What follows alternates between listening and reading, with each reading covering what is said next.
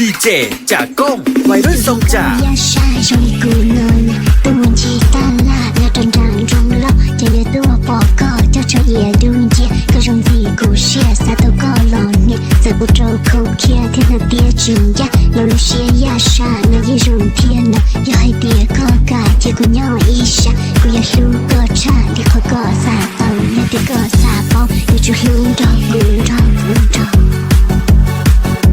อยู่วันจงมองกูย้อนจานทงจะก็อยู่วันร้อง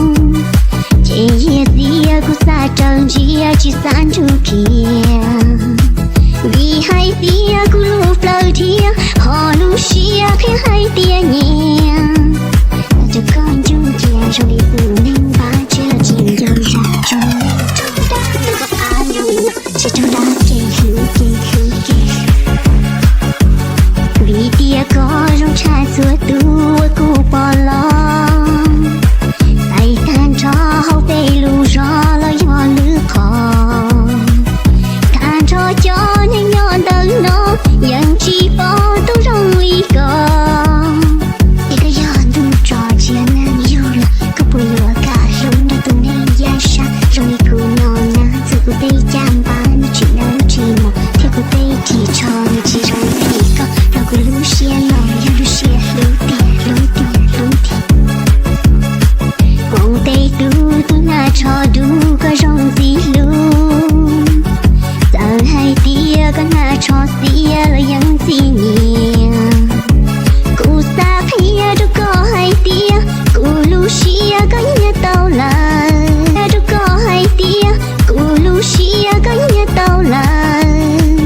กูรู้ปลายแล้วตั้งใจก็จิตจงเมียเขาแต่แม่นผู้สาวคอย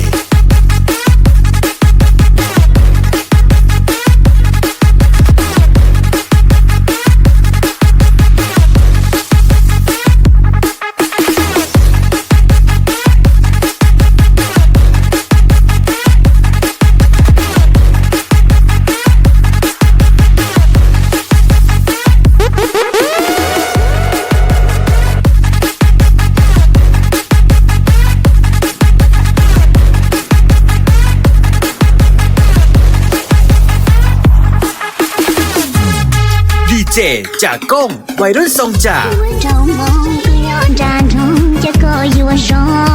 งเจียเสียกูสาจังเจียจีสันทุกเกียวีให้เสียกูลูกเปล่าเทียหอลูเชียแค่ให้เตียเงียแต่จะก้อนจุ่มเจียชลีตื่นนิ่งบ้าเชื่อจริงยาวรักชลีนิ่งเจ้าด่าแล้วก็ขาลุงเชื่อเจ้าด่าเก่งคือเก่งคือเก่งวีเดียก็ร้องชายสวยตัวกูปอลองใส่การชอห้องไปลูรอแล้วย้อนลือคอการชอจอยังย้อนดังน้องยังชีปอต้องร้องลีก่อ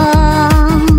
ชีก็ย้อนดูจอเชียนั่งอยู่ละก็ปวดหัวกาลุงได้ตรงนี้ยาชาจงมีกูนอนนะเธอก็ได้ดีเจจากก้องวัยรุ่นทรงจ่า